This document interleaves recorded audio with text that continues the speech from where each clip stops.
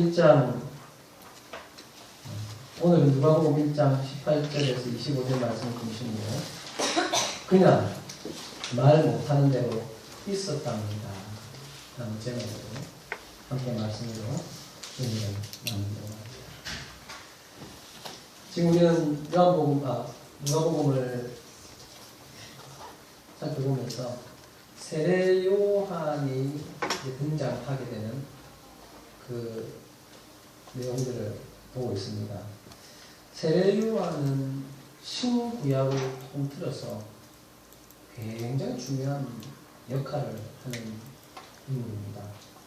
잘 아시다시피 이스라엘 백성들이 400년 동안 애굽의 종살이를 하다가 하나님의 기적적인 은혜로 애굽에서 나오게 되고 하나님께서 약속하신 그 약속의 땅 가나안에서 정착하여 민족을, 나라를 이루게 되며 또 하나님의 복 가운데 살아갑니다. 하지만 그들이 우상을 섬기고 주의 말씀을 듣지 않고 저들이 살고 싶은 대로 살아가다 하나님의 그 경고를 무시한 채 그들이 살아가다 나라를 잃고 말지요. 그래서 70년 동안 바벨론에 끌려가 포로 생활을 하게 됩니다. 그때가 BC 608년 정도로 볼 수 있는데 첫 포로로 끌려가기 시작한 때부터 70년 동안 포로 생활을 바벨론에서 하고 BC 538년에 페르시아의 고레스 왕에 의해서 다시금 그들이 잃었던 땅으로 돌아오게 되죠. 70년 동안 포로 생활을 마치고 그들의 본토로 돌아온 유대인들이 제일 먼저 한 일은 바로 성전을 다시 재건하는 일이었습니다. 예루살렘 성전을 재건하는 일이었습니다. 그래서 그들은 온 힘을 다해서 역사에 하면 BC 515년경 그들의 성전을 다시 짓습니다. 그들이 성전을 지어서 다시금 하나님과 관계를 회복하고 하나님 주실 복들과 민족의 새로운 구원들을 꿈꾸지만은 의외로 그들의 종교적 또 사회적 재건은 그들의 바람과 다르게 지지부진하게 잘 이루어지지 않습니다. 그래서 역사에 하면은 한 BC 400년경부터 해서 신약시대에 와서 예수님이 태어나실 그때까지 늘 이스라엘 역사에 암흑기라고 부릅니다. 암흑기. 침묵기라고 부르고 마지막 선지자 말라기 선지자가 BC 400년경 활동을 하고 난 이후에 하나님께서는 이스라엘 백성들에게 무려 400년 동안 어떤 하나님의 사역자들을 또 선지자들을 내보내지 아니하시고 그들에게 침묵을 하십니다. 그리고 오늘 이제 우리가 살펴볼 이때에 그 400년 동안의 침묵을 깨고 등장한 그 인물이 바로 세례 요한이고 그 세례 요한이 등장해서 회개하라 천국이 가까워졌느니라. 그리고 너희는 주의 길을 준비하라. 이제 약속하신 메시아 예수님이 올 것이다 라고 메시지를 전하지요. 오늘 우리가 읽은 본문은 지난주에 이어서 그렇게 신구약을 통틀어서 정말 중요한 역할을 하는 이 세례 요한이 태어나게 되는 배경. 오늘 우리가 중심적으로 살펴볼 부분은 그 세례 요한을 낳는 그의 부모 사가랴와 엘리사벳에 대한 이야기입니다. 지난주에 읽어서 알듯이 이 사가랴는 아비야 반열의 제사장이었습니다. 그리고 그의 아내 엘리사벳도 아론의 자손으로 아주 경건한 집안의 부부였습니다. 그리고 실제로 성경은 6절에 보면은 이 두 사람이 하나님 앞에 의인이니 주의 모든 계명과 규례대로 흠이 없이 행하더라라며 이들을 소개하고 있지요. 오늘 우리는 이 본문 말씀을 중심으로 하나님께서 정말 중요한 역할을 맡기시는 하나님이 진짜 중요하게 생각하는 하나님의 사람을 어떻게 대하는지를 대해서 우리는 말씀을 통해서 좀 살펴봅시다. 그리고 우리를 대하시는 하나님의 방식도 동일하게 적용하면서 은혜를 받고 새 힘을 얻을 수 있는 시간이 되기를 주님의 이름으로 축원합니다. 아멘. 우리나라에 많은 스포츠 종목이 있는데 국가대표가 많은 운동을 하는 사람들의 꿈입니다. 꿈. 저도 정말 간절히 바라기를 우리 찬이가 국가대표가 되기를 간절히 바랍니다. 해가지고 좀 교회도 좀 충성하고 잘하면 좋겠습니다. 꿈이지요. 근데요, 제가 국가대표가 되면 뭐가 그렇게 좋아서 그렇게 국가대표 하나 싶어서 근데 저 자료를 좀 찾아봤어요. 근데 제가 찾은 자료가 2006년도 5월달에 축구 국가대표들에 대한 대우에 대해서 이제 자료를 좀 찾았습니다. 지금은 어떻게 되는지 훨씬 더 좋아졌겠죠. 점점 사회가 좋아지니까. 그때 당시에 국가대표, 축구 국가대표가 되면요, 흔히 그 선수들이 하는 말이 팬티만 빼고 모든 게 나라에서 다 지급이 돼요. 속옷만 빼고. 그때 당시에 국가대표가 되면은 소집된 날 기준으로 하루 일당이 6만원. 그래서 뭐 다른 팀에서 오는 그런 건 놔두고 그냥 국가대표 소집됐을 때 수당이라고 그러죠. 국가대표 수당이 바로 6만원. 그리고 보통 식사를 하면은 일식 한 10에서 15찬 정도. 그때 당시에 순수 재료비만 계산된 게 한 25,000원 정도의 식사를 하고요. 그 다음에 또, 그때 당시에 이제 독일 월드컵을 앞두고 소집이 됐잖아요. 독일 월드컵 평가전 때까지만 했을 때 그들에게 지급되는 유니폼들이 한 20벌이에요. 반소매 14벌, 긴 거 7벌, 20벌. 그래서 국가대표 선수들 왜 축구 맞추고 나면 선수 게임 맞추고 나면 옷 벗어가지고 그냥 바꾸더라고요. 많아서 그래요. 그 한 벌 비싸거든요. 20벌 정도 지급이 되고요. 그 다음에 유니폼 외에 셔츠나 또 바지나 또 다른 일반 옷이 한 17 정도 지급이 되고 또 일반 생활복 7벌 지급이 된다고 그러고요. 축구와 런닝화가 기본적으로 2벌씩, 2컬레씩 지급이 되고 그리고 가방이 4개, 또 장내삼으로 끓인 삼계탕이나 홍삼 원액 이런 것들은 별도로 제공이 된다. 많이 먹고 힘내라고. 그리고 공식 경기 하루나 이틀 전에는 이제 파주 트레이닝센터 있지 않고 서울 시내에 있는 그때 당시에 그랜드 힐튼 호텔 럭셔리룸 일반인들에게 그때 당시에 37만 5천 원에 되는 그 방에 제공해가지고 재우고 뭐 그 정도? 할만하죠. 또 뭐 그 이후에 야구 선수들 WBC 대회 나가는 대표 선수들은 장비만 1,000만 원. 이 정도로 대우를 잘하는 이유가 뭘까요? 국가대표들은 왜 그렇게 할까요? 네? 그만큼 중요한 역할을 하는 거예요. 중요한 역할. 그런데 여러분, 국가대표가 이렇게 받기만 받을까요? 먹이기만 먹이고 입히기만 입히겠습니까? 이렇게 뭐 잘 먹이고 잘 입히고 나서 죽도록 문제시키고 죽도록 문제시키고 그냥 보통 훈련이 아니라 정말 이래서 단내가 나도 죽도록 훈련을 시킨다는 거죠. 왜 제가 이걸 하냐면요. 잘해주는 데는 그 잘해줄 만한 분명한 이유가 있고 그래서 그 잘해주는 것이 잘해주는 것만 끝나는 것이 아니라 그 잘해주는 것에 대한 어떤 역할이 필요하다라는 것이지. 오늘 우리가 제가 처음 시작하면서 세례요한의 역할을 말했어요. 진짜 중요한 역할입니다. 그 중요한 세례요한을 낳게 되는 사가랴와 엘리사벳의 역할은 또 얼마나 중요하겠습니까? 그래서 이 사가랴와 엘리사벳 이들에게 하나님께서 정말 잘해주십니다. 실제로. 오늘 말씀 제가 읽지 않았지만 조금 전에 말했듯이 6절에 보면 이 두 사람이 하나님 앞에 의인이니 주의 모든 계명과 규례대로 흠이 없이 행하더라.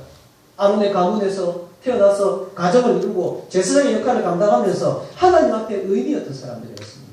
그리고 주의 모든 계명과 규례대로 흠 없이 살았던 그런 훌륭한 신앙의 사람들이었지요. 보통 우리는 이쯤 되면은 이렇게 생각을 합니다. 와, 이렇게 신앙생활을 잘했으니, 이렇게 흠이 없고 주의 말씀대로 살아가는 사람들이었으니 그 뒤에 이들은 어떻게 살 것이다 라고 예상을 할 수 있지 않습니까? 이들의 삶은 어떨까요? 전 집사님, 이렇게 신앙의 의인이었고 모든 계명의 규례를 잘 지켰고 또 세례요인이라는 중요한 역할을 해야 될 사람을 낳게 되는 이 두 사람들이 이렇게 잘했는데 그럼 어떻게 살아야 될 거다라는 기대가 옵니까? 네? 아무 문제 없이 잘 살아야죠. 우리가 대부분 이렇게 생각하고 있습니다. 신앙생활 잘하고 예수 잘 믿으면 또 내가 중요한 역할을 하게 될 것 같으면 하나님께서 이렇게 국가대표처럼 잘 이기고 잘 먹히고 모든 것들 다 공급해 주실 것이다. 맞습니다, 여러분. 지난주 설교와 이어서 생각해 볼 때 여러분 한 사람 한 사람도 이 세례요한뿐만 아니라 사가랴와 엘리사벳뿐만 아니라 여러분 한 사람 한 사람도 하나님께서 이 세상 가운데 이 시대 가운데 하나님의 역할을 맡긴 그런 중요한 사람이라는 사실을 믿으시기 바랍니다. 세례요한만 그런 게 아니라 사가랴만 그런 게 아니라 엘리사벳만 그런 게 아니라 여기도 목사만 그런 것이 아니라 여러분 한 사람 한 사람에게 하나님께서 역할이 있는 중요한 하나님의 일을 해야 하기 때문에 이 땅에 보내셨고 그런 만큼 하나님께서는 여러분에게 최고의 대우를 해줄 것이라는 사실을 명심하십시오. 그래서 우리가 잘 아는 말씀 있지 않습니까? 마태복음 6장 33절 말씀. 너희는 먼저 그의 나라와 그의 의를 구하라. 하나님께서 하신 명령입니다. 너희들 왜 살아야 되는지, 왜 땀 흘려야 되는지, 왜 열심히 해야 되는지 내가 너희들 삶 가운데 그렇게 의미를 부여해 놨다. 그것을 위해서 하나님 나라와 하나님 의를 위해서 열심히 살아라. 그리하면 이 모든 것이 뭡니까? 그 앞에 나오죠. 무엇을 먹을까, 무엇을 마실까, 무엇을 입을까 염려하지 말아라. 그래야면 내가 너희들 뭐 먹을지, 뭐 마실지, 뭐 입을지 그 부분에 대한 모든 염려 내가 책임지고 다 맡겨줄게. 이런 사람들이 바로 우리라는 것이죠. 마찬가지로 사가랴와 엘리사벳도 마찬가지로 이러한 존재들입니다.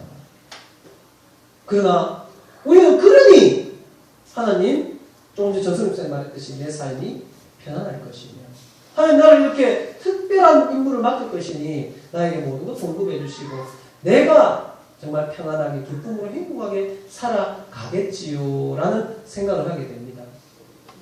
근데 이것은요 오늘 말씀에서 우리에게 좀 다른 방향으로 깨닫게 해주지요. 말씀 읽었듯이 세례요한을 낳게 될 사가랴와 엘리사벳은 하나님 앞에 의인이었으며 모든 규례와 계명과 모든 계명의 규례대로 흠이 없이 행했던 자들이었습니다. 그리고 하나님께서 이 두 사람에게 나타나서 어떻게 이야기를 합니까? 이들에게 나타나서 14절 말씀 한번 읽어볼까요? 또 이런 말씀까지 줍니다. 자, 읽어보겠습니다. 자, 시작. 너도 기뻐하고 즐거워할 것이요 많은 사람도 그의 태어남을 기뻐하라. 자, 너희들이 세례요한을 낳게 될 것이니 엘리사벳과 사가랴 너도 어떻게 할 거라고요? 기뻐하고 즐거워할 것이다. 그리고 너희들뿐만 아니라 많은 사람도 이 세례요한의 태어남을 기뻐할 것이다 라고 분명히 말씀을 해주십니다. 그리고 19절에 보면은 천사가 대답하여 이르되 나는 하나님 앞에 서 있는 가브리엘이라 이 좋은 소식을 전하여 너에게 말하고 있다. 분명히 좋은 소식을 너에게 전하라고 여기 왔다라고 말합니다. 자, 다시 물어볼게요. 이렇게 너도 기뻐할 것이고 즐거워할 것이며 많은 사람도 기뻐하고 즐거워할 것이며 이들은 신앙생활도 예쁘게 잘했고 잘 살았습니다. 그리고 이들이 전해질 소식은 기쁜 좋은 소식이었습니다. 그러면 와 내가 이렇게 이런 약속을 받았다 그러면은 우리는 우리의 삶에 대해서 어떻게 기대할 수밖에 없습니까? 전지선이 말했듯이 야 이제 문제도 해결되고 어려움도 없고 평안하게 살고 늘 행복하고 먹고 살고 있는데 걱정할 필요 없이 너무너무 잘 살 거야. 이것이 바로 우리의 기대고 우리는 생각이 당연히 그렇게 흘러갑니다. 기뻐하고 즐거워할 것이다. 그래 내가 원하는 대로 될 것이라는 그런 생각으로 흘러가게 될 수밖에 없지요. 그런데 큰 반전이 일어납니다. 20절에 보면요. 이렇게 하나님께서 앞에서 그렇게 약속해놓고 이 사람은 이렇게 국 띄워놓고 20절에 같이 읽어볼까요? 자, 시작. 보라 이 일이 되는 날까지 내가 말 못하는 자가 되어 능히 말을 못하리니 내가 말을 믿으라. 이는 내가 내 말을 믿지 아니하느니와 때가 이르면 내 말이 이루어지리라. 기뻐할 것이다. 기쁜 소식을 전해줄게. 좋은 소식 전해줄게. 말씀으로 잘 살아고 신앙생활 잘했는데 그럼 하나님 이제 그 내 삶을 뭐 주실 건데요? 이를 기다리고 있는데 뭘 줬습니까? 말을 못하고. 할렐루야. 아무도 아멘 안 하잖아. 아무도 이 아멘 못하지. 저도 지금 할렐루야 해놓고 내가 무모한 시도를 했죠.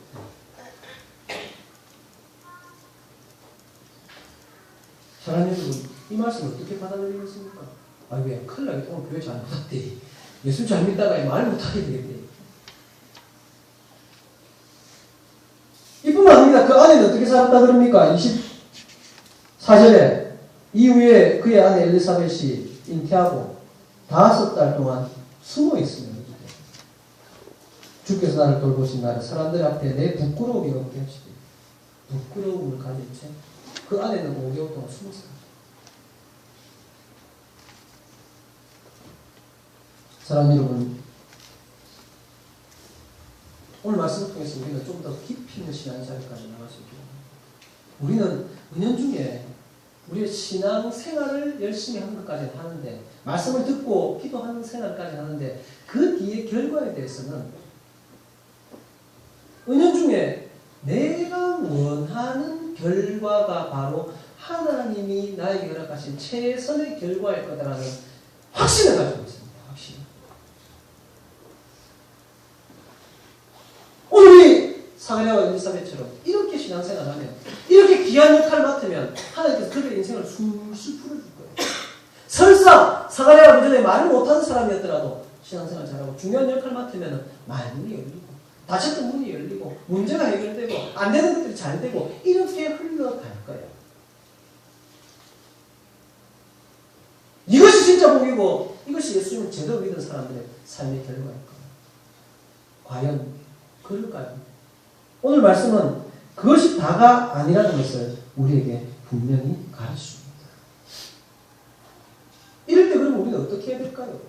이를 우리가 컨트롤할 수 없이 하나님께서 허락한 일이니 이럴 때 우리는 그럼 어떻게 이 일을 받아들여야 될까요?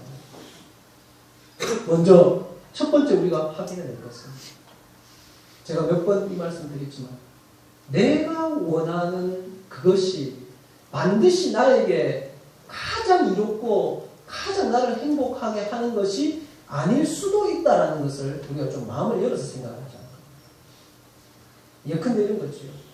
우리 아이가 서울대학교만 가면 반드시 그 인생은 확 필 거야. 이런 거 있잖아요. 내가 연봉이 1억만 넘으면 지금은 한 3천 정도 연봉인데 우리 집에 연봉이 1억만 넘으면 우리 집은 정말 아무 문제 없이 행복해질 거예요. 내가 몸이 좀 아픈데 이 아픈 것만 다 나으면은 나는 정말 행복하게 살 수 있을 거예요. 물론 그런 기대를 버리라는 것은 아니지만은 그것이 반드시 다 그렇게 될 것이라는 확신은 우리의 생각을 좀 바꿀 수도 있습니다. 자주 말씀드리지만 나를 나보다 더 잘 아시는 분이 세상에 하나님이시죠. 나를 나보다 더 사랑하시는 그 하나님이 계십니다. 지난주에서 말씀드린다면 우리의 삶의 목표는 내가 원하는 삶대로 잘 살아가는 것이 아니라 하나님께서 우리를 이 땅에 보내신 그 목적에 합당하게 살아가는 그것이 진짜 잘 사는 삶이라고 수차례 말씀을 드렸습니다. 그래서 하나님께서는 이 사가랴와 엘리사벳에게 분명히 너도 기뻐하고 즐거워할 것이요 많은 사람도 그의 태어남을 기뻐하라고 말씀을 하셨고 그의 입이 닫히게 하셨고 5개월 동안 숨어 지내게 하셨습니다. 그런데 여기서 사가랴와 엘리사벳의 삶은 끝났더라 했다면은 우리가 진짜 큰 절망이 될 거예요. 뭡니까 하나님? 진짜 이게 답니까? 라고 하겠지만은 그들의 삶은 이후에 이런 모든 문제들이 해결되고 오늘 분명히 약속의 말씀을 주시듯이 때가 이르면 내 말이 이루어지리라. 지금은 잠시 너의 입을 닫게 하고 지금은 잠시 숨어 지내게 하지만은 때가 이르면 이보다 더 놀라운 일, 이보다 더 복된 일, 하나님 더 선하시고 크신 뜻이 너희의 삶 가운데 이루어질 것이라는 약속하에 지금 현재 우리의 고난도 어려움도 내가 원하지 않는 삶의 방향과 그 모습들도 허락하고 있다는 사실을 받아들이는 성도들 되기를 바랍니다. 만약에 우리가 오늘 살다가 내일 죽을 것 같으면요, 진짜 지금 오늘 내 인생이 후회 없는 정말 내가 원하는 모든 삶을 다 살고 한번 살아가고 싶지 않습니까? 그러나 여러분, 우리의 인생이 오늘이 끝이 아닙니다. 지금 혹시 꼬꾸라져 있다면은 하나님은 여러분을 꼬꾸라진 채 두지 아니하시고 다시 회복시키시고 높이실 계획을 두고 있다는 겁니다. 이 사가랴가 지금은 말을 못하게 되었지만 하나님 평생 이 사가랴에게 말을 못하게 한 채로 살아가는 것이 아니라 다시 그 입을 열어 뒤로 한번 가볼까요? 찾아봅시다. 1장 63절.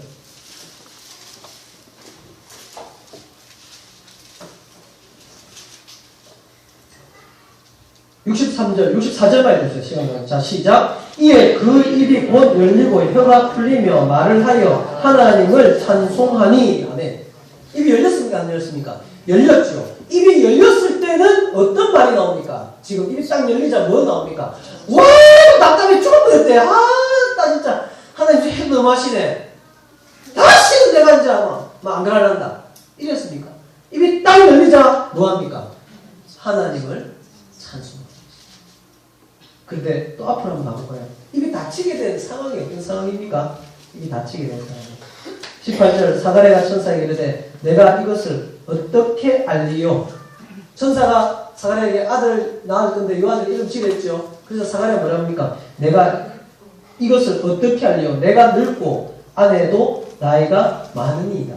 그러자 천사가 대답하게 되는데 나는 하나님 앞에 서 있는 가브리엘이라 이 좋은 소식을 전하여 내게 말을 하고 보내시고 받았다. 난 얘한테 지금 좋은 소식 전하는 거다. 근데 지금 사가랴가 어떻게 받아가고 있습니까?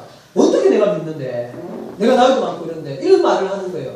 그러자 보라 이 일이 된 날까지 네가 말 못하는 자가 되어 능히 말을 못할 거다. 그리고 나서 너는 그래서 평생 살 것이라는 것이 아니라 내가 내 말을 믿지 아니하였더니와 때가 이르면 내 말이 이루어지리라 하더라.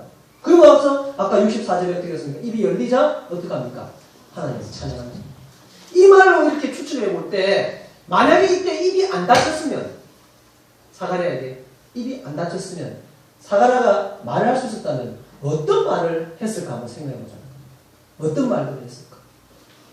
자, 이제 순서의 안내에 따라 제사를 다 지내고 나왔어요. 사람들이 왜 늦었어요? 왜 이제 나왔어요? 그럼 사가랴가 할 수 있는 말이 뭘까요? 모르겠다 뭐. 천사가 뭔가 나타나가지고 지금 내 나이가 몇 살인데 우리 사람 나이가 몇 살인데 모른다네. 말이 안 되잖아. 이거 되겠나? 뭐 이런 얘기?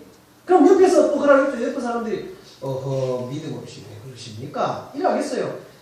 맞다. 뭐 이상하게 걱정받는가? 내가 뭐 이러다 보면은 그 입에서 하나님께서 아시고는 거기서 나온 말들이 찬양의 말이 하나님 기뻐하는 말, 감사의 말이 아니라 불평과 부정과 그 불평과 부정과 원망이 내 삶을 덮어버릴 수 있는 그런 것들이며 하나님의 선하신 뜻을 왜곡하여 이상하게 번져나갈 수 있는 상황들이 됐던 것입니다. 하나님께서 사람의 입을 닫아. 그래서 입을 딱 열었을 때 어떻게 하나님을 찬양합니다. 자, 그렇게 볼 때 사가랴에게 입이 닫혀 있었던 그 기간은 어떤 기간이었는가 우리가 생각해 보자면 처음에는 얼마나 힘들었겠습니까? 갑자기 말을 못하는데 다 그렇습니다. 우리가 처음 문제를 만났을 때 내 인생 위기를 만났을 때 내가 뜻하지 않았던 어떤 결과가 내게 왔을 때 정말 황당하고 어렵고 힘들고 답답하고 죽고 싶고 뭐 이런 생각들이 있지 않겠습니까? 그러나 하나님께서 그런 과정들을 통해서 마침내는 그 입이 열렸을 때 하나님을 찬양하는 자로 바꿔놓으셨다는 사실을 발견해요. 여러분의 고난과 어려움과 그 시간은 여러분 하나님을 찬양할 수 있는 시간으로 바뀌어질 것입니다.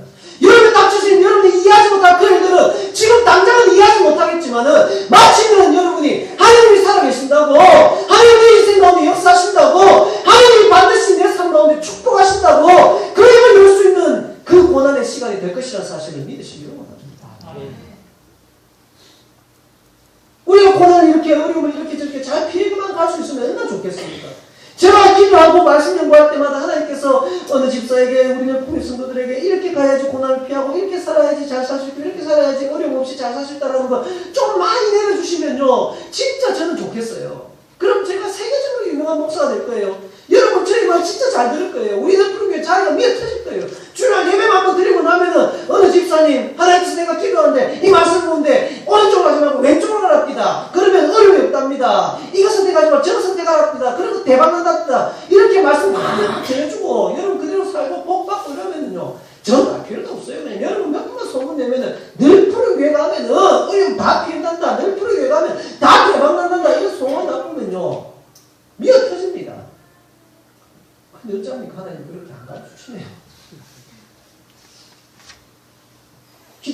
알잖아요. 저도 나름대로. 말씀 깊이 보는데 그거 안 가기 쉬우시네요.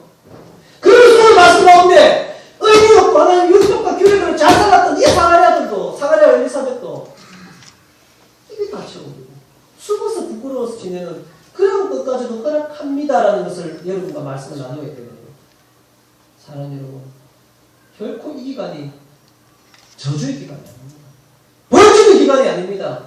여러분을 성숙하게 만드는 기간이고, 여러분의 복이 그릇을 넓혀가는 기간이고, 여러분이 하나님을 찬양하게 만드는 진정한 축복과 행복을, 진정한 기쁨과 즐거움을 얻고 누릴 수 있게 하는 그 기간이 이 사가랴의 입이 닫혔고 이 엘리사벳이 숨어서 부끄러워 지냈던 그 기간이라는 사실을 믿으시기 바랍니다. 그래서 제가 아까 물었죠. 이해하지 못할 고난의 어려움과 문제들이 내게 닥치면 어떻게 살아야 됩니까? 어떻게 맞이해야 됩니까? 어떻게 이것을 해석하고 받아들여야 됩니까? 한번 따라해볼까요? 오늘 설교 제목처럼 따라합시다. 그냥 말 못하는 대로 있었답니다. 사가랴예요. 사가랴 제사장이요. 하나님 앞에 얼마나 어렵게 살았습니까? 말씀대로 살았지 않았습니까? 천사가 나타나서 기쁜 소식을 전해줬다면서요. 그런데 말을 못하게 되다니요. 어떻게 이렇게 살 수 있습니까? 어쩌면 좋겠습니까? 사가랴가 어떻게 했죠? 하나님이 말 못하게 하자. 그냥 말 못하며 살았어. 부끄러워서 숨어 지내게 하자. 엘리사벳은 어떻게 했어요? 그냥 숨어 지냈습니다. 무슨 말이냐? 하나님께서 우리에게 하신 그 모든 일들을 먼저 받아들이는 우리 성도가 되게 돼요. 모든 일의 주관자는 하나님 아닙니까? 하나님 실수로 여러분에게 고난 주고 어려움 주고 문제 줬을까요? 하나님 잘 모르고 사가랴가 아니라 사기라한테 벙어리가 되게 해야 되는데 실수로 사가랴한테 그랬는데 그런 거 아니잖아요. 정확하게 알고 그 사람의 모든 인생을 전체적으로 아시는 하나님께서 가장 복된 인생 가운데 허락하기 위해서 지금 이 기간을 주셨다면은 그 기간에 하나님 가운데서 하나님 떠나지 말고 하나님과 함께 입이 닫힌 채 살아가도 됩니다. 근데 우리는 자꾸 어떻게 합니까? 하나님께서 내게 문제를 주셨어요. 그러면은 그 문제를 주신 하나님 안에서 그 문제를 하나님과 함께 풀어야 되는데 하나님께서 내게 준 문제를 이제 하나님 떠나서 다른 데 가서 풀어오려고 하는 거예요.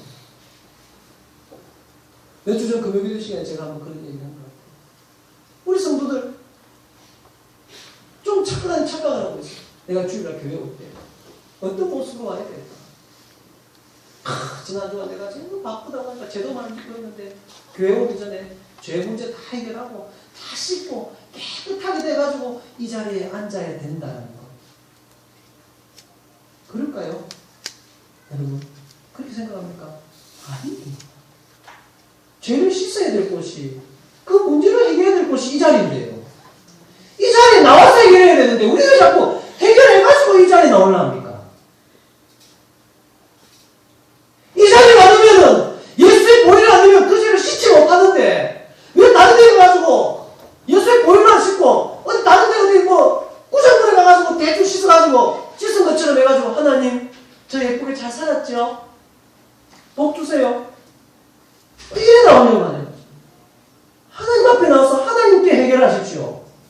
하나님께서 주신 문제를 하나님께 풀어야지 다른 데 가가지고 풀어와가지고 하나님 봤지요? 하나님 아무리 어려운 문제 줘도 다 풀어옵니다.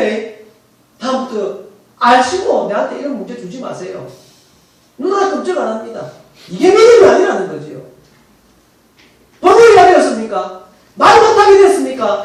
말 못하게 하신 하나님 안에서 하나님 떠나지 말고 하나님과 함께 그런 상태로 살아가면 됩니다. 하나님이 그 입을 열어주실 때를 예비해 놓으신 겁니다. 부끄러운 일을 당했습니까? 그래요. 부끄러운 일 당하면 자존심 상하고 부끄럽고 나 앞에 남사스럽고 그래요. 그런 상태로 하나님 앞에서 떠나지 말고 하나님과 함께 그 상태로 사세요. 하나님께서 그 부끄러움을 씻어주실 겁니다. 하나님께서 그 문제를 해결해 줄 것입니다. 여러분 그렇게 대단하지 못합니다. 여러분 이런 문제를 해결할 수 있을 만큼 여러분 위대하지 못합니다. 하나님 왜 여러분의 그 깊은 영과 육의 문제를 해결할 수 있는 사람들이 여러분 주위에 없습니다. 하나님 외에 다른 곳에 혼자서는 여러분이 그 문제를 해결하지 못합니다. 말씀을 맺겠습니다. 우리가 흔히 신앙생활 하지 않습니까? 신앙생활이 뭘까요, 여러분? 신앙생활 하면 우리 이렇게 생각합니다.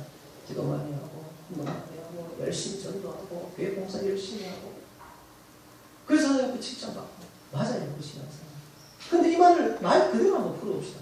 신앙생활. 이것은 말 그대로 풀면 신앙으로 산다는 겁니다. 신앙으로 사는 게 신앙생활이에요. 저는 이걸 좀 강조하고 싶습니다. 여러분 신앙생활 잘하세요. 이 말은요. 여러분 훌륭한 믿음의 사람 되세요. 좀 죄짓지 말고 좀 비실비실하세요. 그렇게 신앙생활 하지 말고 좀 화끈하게 신앙생활하고 뭐 뜨겁게 신앙하고 좀 그렇게 하세요라는 말이 아니라 오늘 이 말씀처럼 혹시 살아가는 가운데 입이 다쳤습니까? 그러면 입 다친 채로 하나님과 함께 사세요 이겁니다. 혹시 생각하지 못했던 큰 복이 주어졌습니까? 그 복 받았다고 하나님 떠나가지 마시고 그 복 받은 채로 하나님과 함께 사세요. 넘어졌습니까? 넘어진 채로 하나님과 함께 사세요. 문제가 있습니까? 그 문제를 가지고 하나님과 함께 사세요. 이게 신앙생활이라는 겁니다. 신앙으로 사는 것, 믿음으로 사는 것, 하나님 안 떠나고 하나님 왜 다른 곳에서 문제를 해결하려고 하지 말고 하나님 안에서 해결하려고 하나님 안에서 하나님과 함께 사는 것, 그게 신앙생활입니다. 우리 늘품의 모든 성도들도 이 생을 살아가다 보면은 내가 원하지 않는 어떤 결과들이 내게 와질 때도 있습니다. 벌 받은 거 아닙니다. 사가랴가 어떤 목사님도 이렇게 설교할 수 있어요. 들은 적 있고요. 사가랴 천사가 이르되 내가 이것을 어떻게 할래요? 내가 늙고 아내도 나이가 많으니이다. 천사가 새로이 태어나게 한다는 거예요. 이렇게 불신앙으로 의심으로 천사에게 말한 거예요. 그래서 하나님이 보여줘서 입을 닫아버린 거예요. 이렇게 설교하는 거 들은 적이 있어요. 만약에 그렇다면 우리 한국에서 말할 수 있는 사람 몇 명이나 될까요? 네? 불신앙 해가지고 하나님 앞에 좀 따져가지고 하나님 맞습니까? 이랬다가 입 다칠 것 같으면은 저부터는 다음 주 설교도 못할 거예요. 여기 있어서. 사랑하는 여러분, 하나님 앞에 이 정도만도 못합니까? 이거 불신앙입니까? 안 믿어진다면 눈 감고 믿습니다 이런 말이 아니에요. 하나님 앞에 하나님 이거 맞습니까? 해도 됩니다. 그러다가 다 완전 명확한 하나님 이거 맞습니까? 이런다 손바닥 또 맞으면은 그 맞을 이유가 있는 거예요. 분명히 어제도 얘기했는데 또 물어보는 거예요. 물어봐도 됩니다. 우리 불신앙 있을 수도 있어요. 그런다고 하나님께서 벌 주는 게 아니라 지금 이 사가랴가 벌 받아서 입이 닫힌 게 아니라 사가랴 삶에 하나님을 찬양하고 영광스럽게 할 그 일을 준비시키기 위해서 잠시 지금 고난을 허락했다는 겁니다. 할렐루야. 여러분 삶 가운데 이런 과정들이 올 수 있습니다. 벌 받은 거 아닙니다. 하나님 여러분 벌이 아닙니다. 또들이 패는 거 아닙니다. 사랑해서 안아줍니다. 혹시 그 하나님의 심장 소리 못 들을까 싶어가지고 이리 와봐 해가지고 꼭 하나 심장 소리 듣게 하는 거예요. 그리고 계속 살줍니다. 사랑한다.